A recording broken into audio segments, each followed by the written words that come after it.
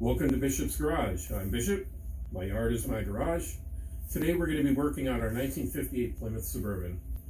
We're going to finally start tearing into the mill, see why this engine decided to die 30, 40 years ago. I suspect it was a catastrophic oil failure of some sort in the lower engine. If you've been following along in the videos, you'll know why I suspect that. It's going to be entertaining. All right. Well, now I've got some light in my eyes.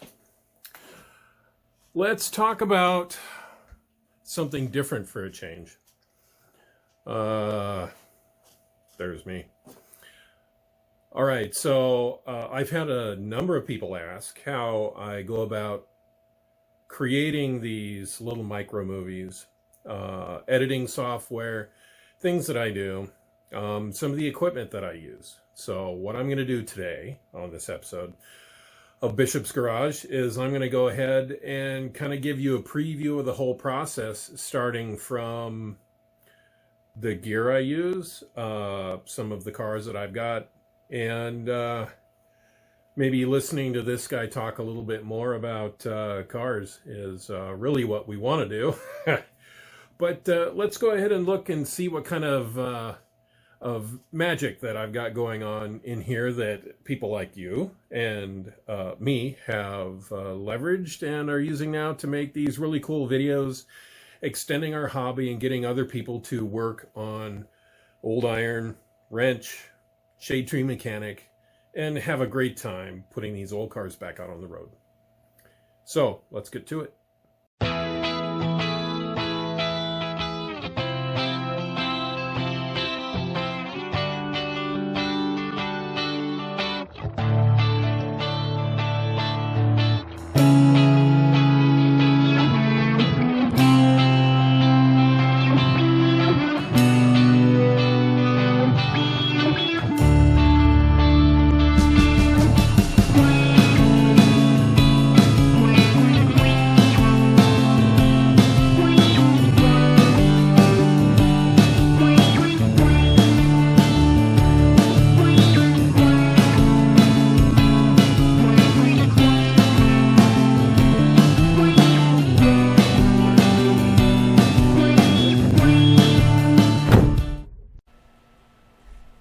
Hey there, welcome to Bishop's Garage. Let's take a tour of my desk. I've got my FiFine mic here that I picked up from Amazon for 50, 60 bucks. It's got a rubber isolator, so it's really good. This is where I can do my voiceover work. You can see my desk laid out before you. I got my tea. I've got a notepad. I've got really important magazines sitting on here. This is where I do most of my work. I can look at all my files on this monitor, and then I usually save this last monitor over here for watching my movies. You can see I've got some candles there. I got a fan. I've got a Diglet hiding in the back. I've got some parts, and if you missed it, I've got both seasons 1 and 2 of Orville sitting on the desk there as well. So this is kind of where I work, kind of where I do most of my episode planning, as well as keeping track of the files that I use for sounds, for music, backgrounds, and other little bits of pictures and animations that I might sprinkle throughout the videos, little Easter eggs for some of us. And on a side note, yeah, COVID, getting used to having birthdays as the Brady Bunch.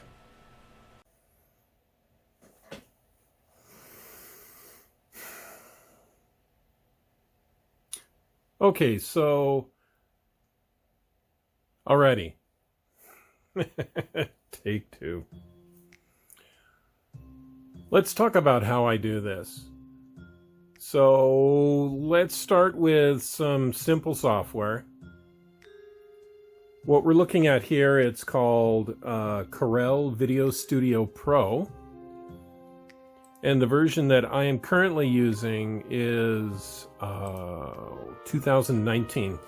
There is a newer version, but I've used 2019 here for a year and a half. Before that, I used the prior version. So I've used this software for about 3 different versions. And what this allows me to do, and you'll see here in this example, what I have down below here is episode 43, which I was just editing on the intake manifold portion of my my channel. And you can see kind of some of the elements here as I move my mouse around. I'm not sure if you can see that all that great. But my video editing elements.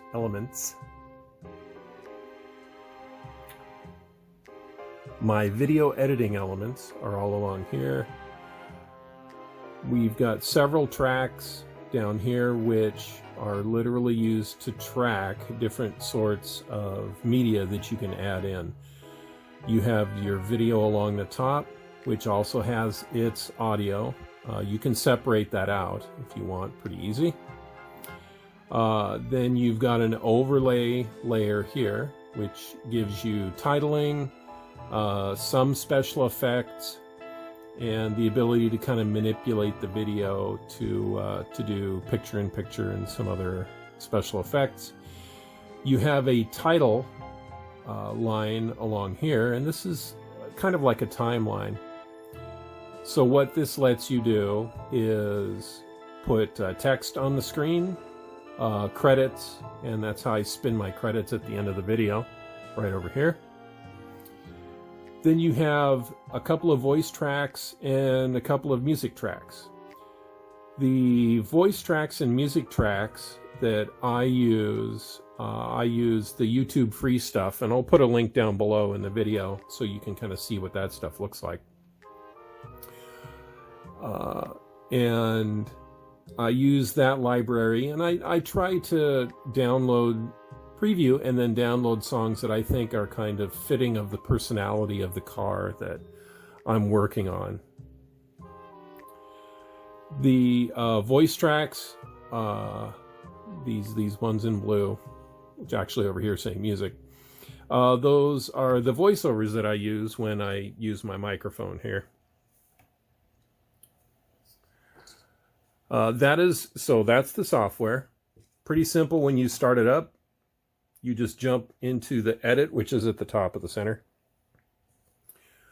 What I do is I create a folder down in this area here in the center for my episode. You can see this one says episode or ep43 engine. Of course, maybe you can't see that because it is super tiny, but I can move us a little bit closer. There I am looking kind of sleepy here at the start of the video.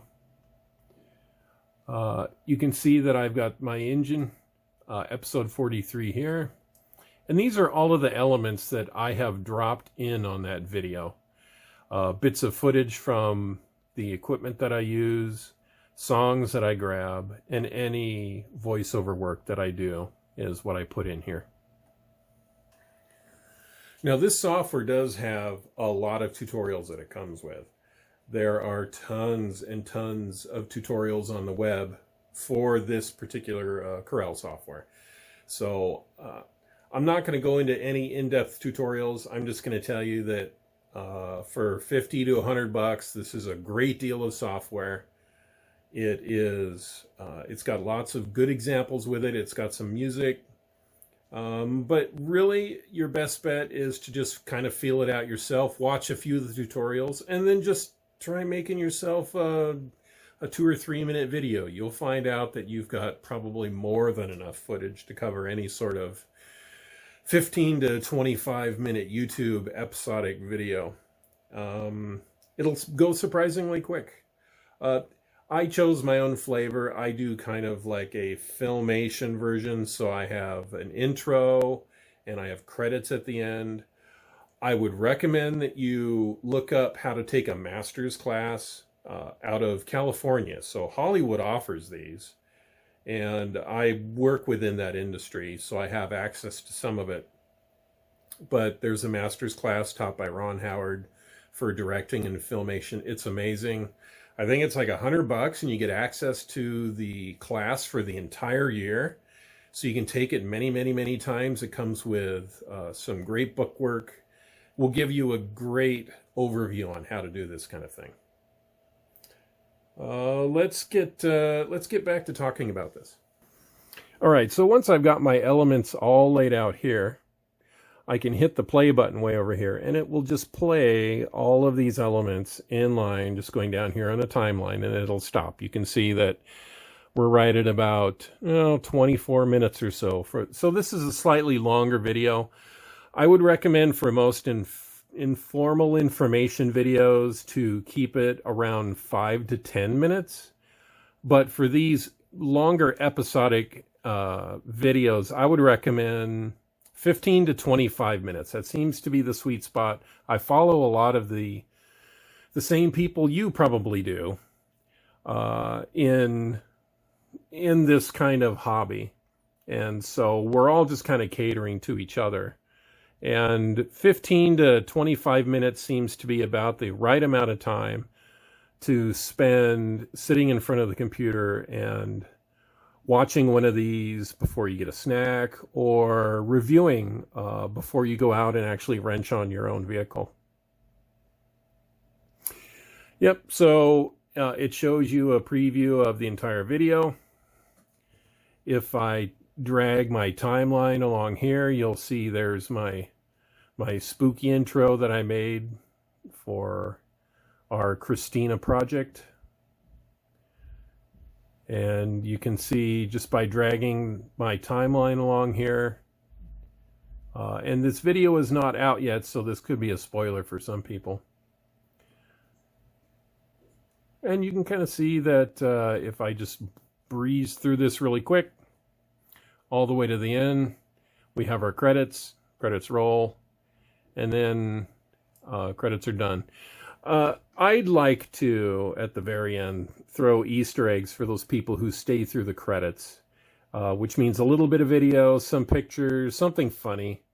I just try to make it an overall positive experience. I don't use it to soapbox any political or religious views, because this is our hobby: iron and wrenching, fixing things we can get our hands on, and repairing these old vintage vehicles so we get smiles from people we drive by, and we enjoy driving those miles. All right, so I'm holding it now. A lot of people will use GoPros. I haven't yet, but I'm going to get a GoPro. What I do is I've got a Samsung 10 or Galaxy 9. Galaxy 9, I think it's 9. It might be a 10. I can't tell from here. It's either a 9 or a 10, and it does 4K. It has a little bit of motion stabilization, so I can kind of get away with, and you can see my tripod here. This is just a cheapy Amazon tripod. Cost me maybe 20 bucks. And I put my camera on that tripod all the time.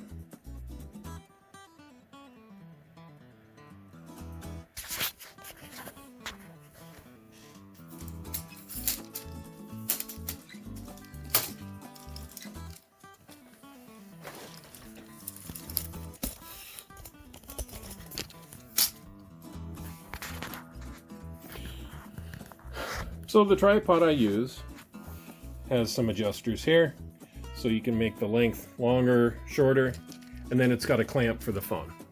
So I can usually put my phone in here, and then what I will do is I will hold it at length like this, you can kind of see, and then with my camera I will just kind of shoot myself and shoot whatever I am talking about or looking at. But because the weight is down here and I'm holding it up at the top, it almost acts like an additional stabilization. So that's how I get really good smooth video.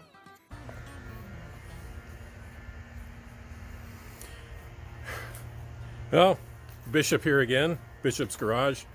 This is our behind the scenes video editing version of the content that I normally deliver to you. Take two? No. That I normally deliver to you. How's that? We'll leave that in. Let's talk a little bit about being outside and some of the ways that I get some of the shots that I have while we're outside and while there's somebody with a leaf blower. All right, here's another piece of my hardware. This here, it's got a magnet on the bottom, it's got a clamp for a phone. My only problem with this is it's a little tight on my phone because I've got one of the larger phones. I got like the Note Plus. So I would get a slightly larger version of this. But with this magnet, I have used this on top of, you can see some of my vehicles there, on top of these, on the hood, on the side fender, on a side fender. And I use a washcloth or a towel or something to protect the paint.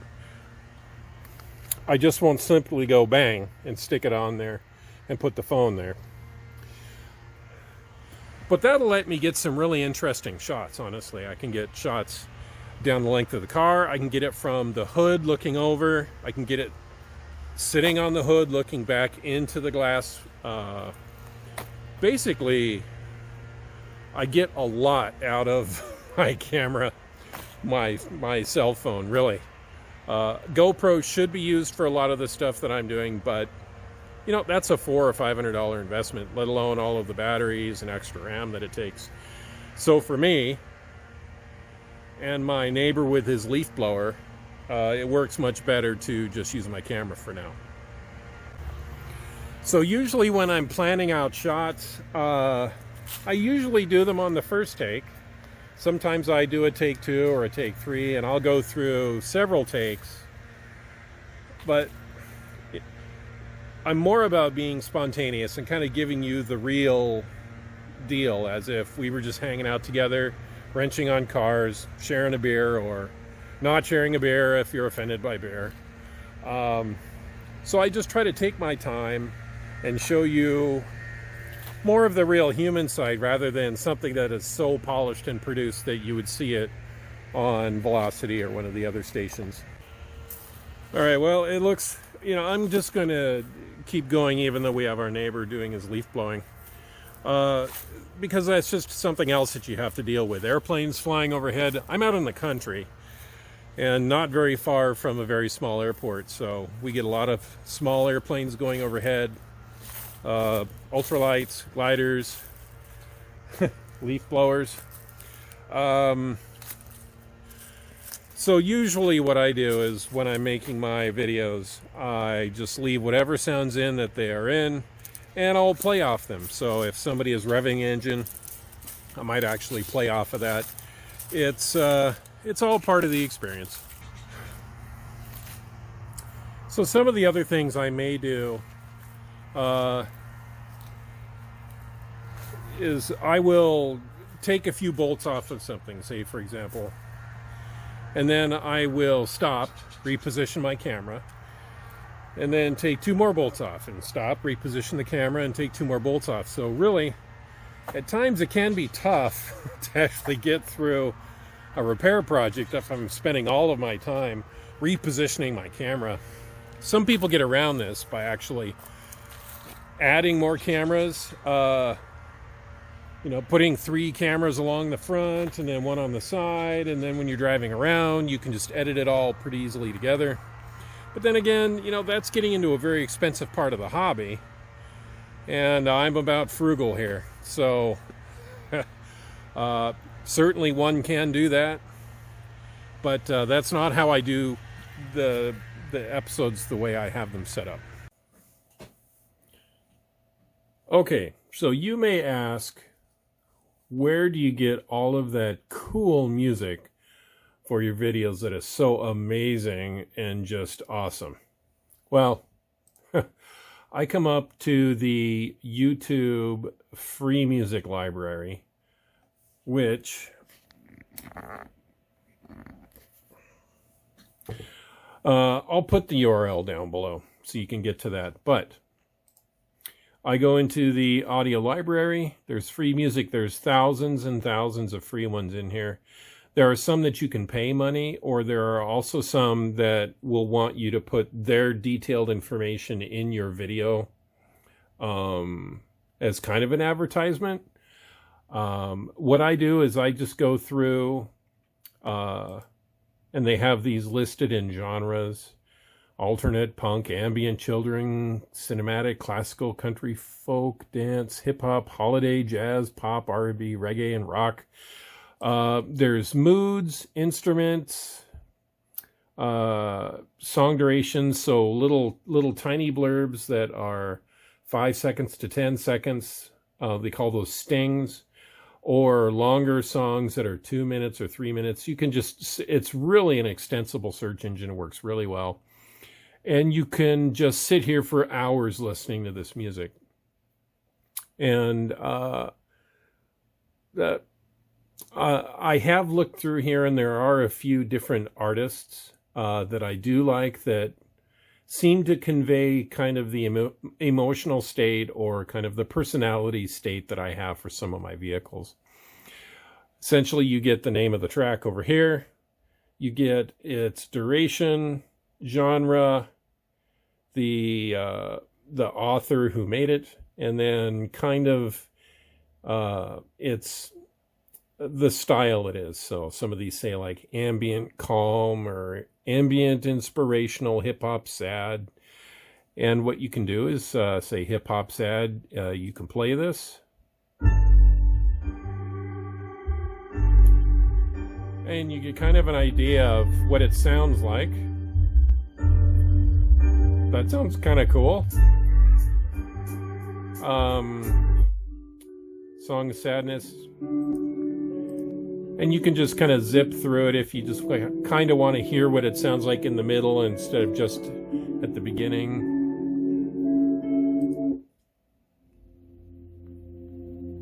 That gives you kind of an idea of the free music that I put down on my website. Well, that I put on my YouTube channel.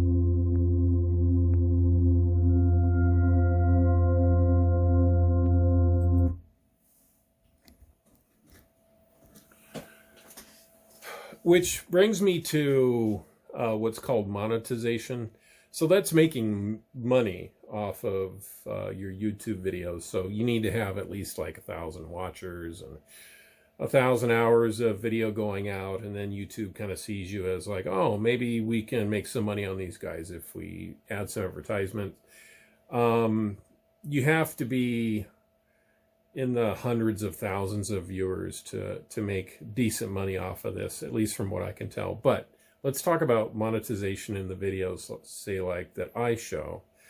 So the reason I avoid commercial music, and some people don't, is because at some point, if I did make money or monetize my videos, if there's any sort of copywritten song material in there, or movie shots, or vocal shots by actors, that stuff is copywritten and it's the material of somebody else, and I'm in the industry and I respect that stuff.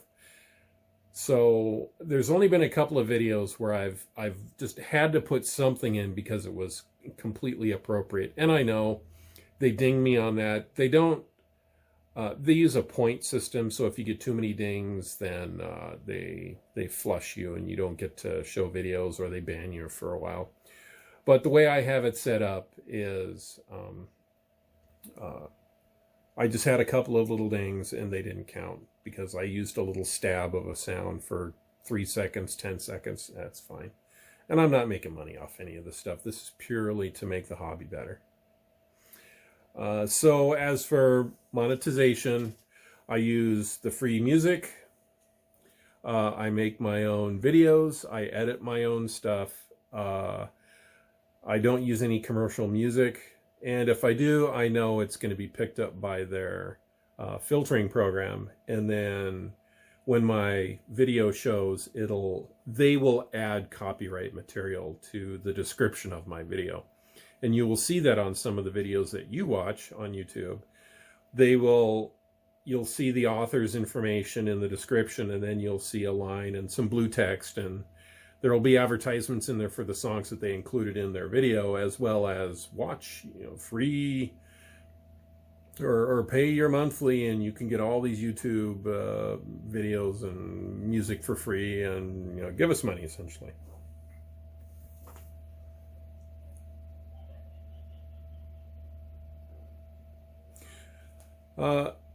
Yeah, so this is my office. This is what I use to work from home in. This is also our den, so it's our library as well. But this is where I do my video editing. I've got 3 42-inch monitors, so I can edit really nicely on one. On another, I can keep a few explorers open, so I've got access to my music and videos, and I can easily drag them over. Then my third one over here is where I usually play movies, Netflix, whatever it is, in the background while I'm working on videos, unless I'm recording some voiceover. So that's my desk. That's how I do that. I think we've reviewed all the hardware that I use. I can put links down below if you'd like for some of the hardware that I picked up, as well as a link for the Corel Video Studio, which I highly recommend. They are amazing. I've called them on support a couple of times. They were right there on the phone answering questions. I've bought several copies for people that I know, so it's good, super easy to use, works on Windows. I'm not sure if they have a Mac version, but all right, well, that's I think that's going to be it for this interview story, kind of a how-to on how I do my videos, and hope you got something out of it. Hope it helps you in your own quest to get people looking at the hobby that you believe is passionate and fun for you. I believe this is passionate and fun for me.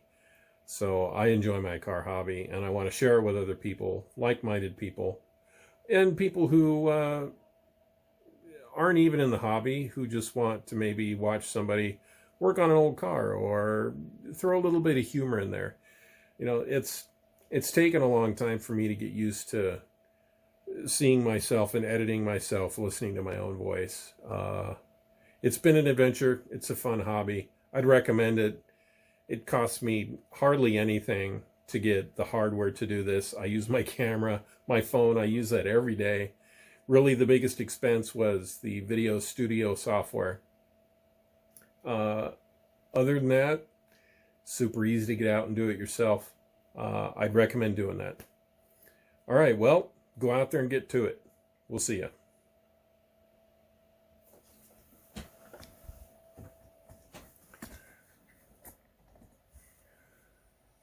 Shall we roll credits? Get this out of the way. All right, there I am. Let us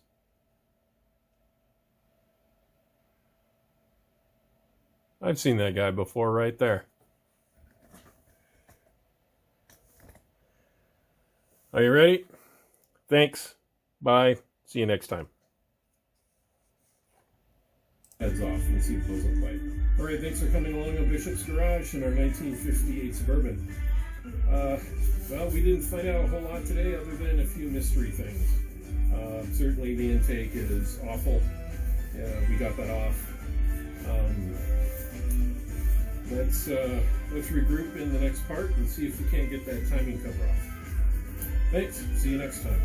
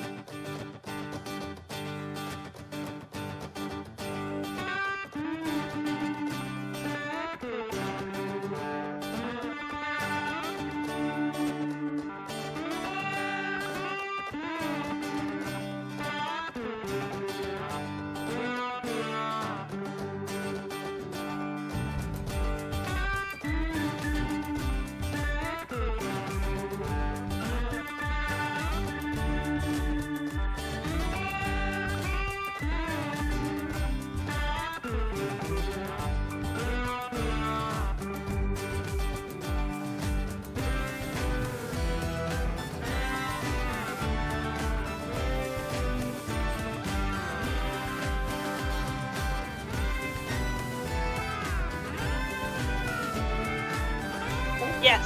Sing. Hey, birthday to you. Happy birthday to you. Happy birthday, dear Ben and Peter. Happy birthday to you. Yay!